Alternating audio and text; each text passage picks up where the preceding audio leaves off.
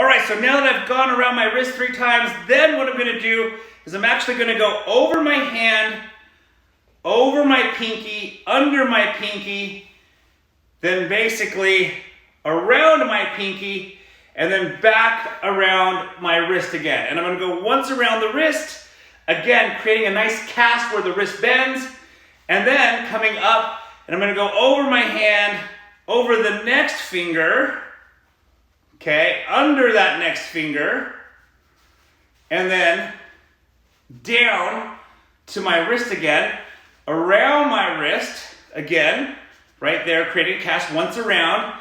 Then I'm gonna go over my birdie finger, under my birdie finger, then cross over my birdie finger, and then around my wrist again.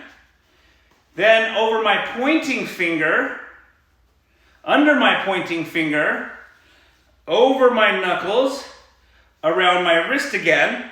And so you can see it's quite thick here at my wrist. It's very cast-like. I'm not likely to sprain my wrist if I hit the heavy bag wrong or I hit somebody wrong and basically my wrist gets tweaked. Now, this is where a lot of people will then go over the thumb, under the thumb and around the wrist. I have never sprained my thumb. I have never ever had a problem with my thumb not being wrapped.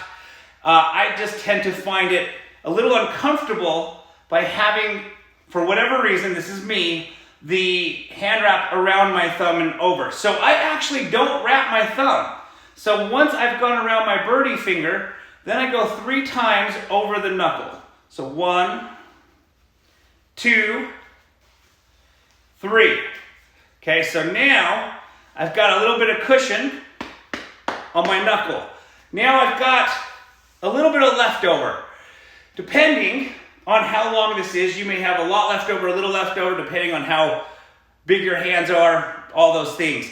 What I'm gonna do from here, after I go 3 times around my knuckle, I'm then gonna go back around my wrist, and I'm gonna work my way down my wrist to where the boxing glove usually sits. So the boxing glove will come to about here, and I like to wrap to there so that the boxing glove doesn't chafe the skin on my forearm. It's not gonna sit there and rub and rub and rub. So basically I'm putting like some type of first layer around my wrist and around here. So I'm just gonna work my way up my arm to about where the glove will end.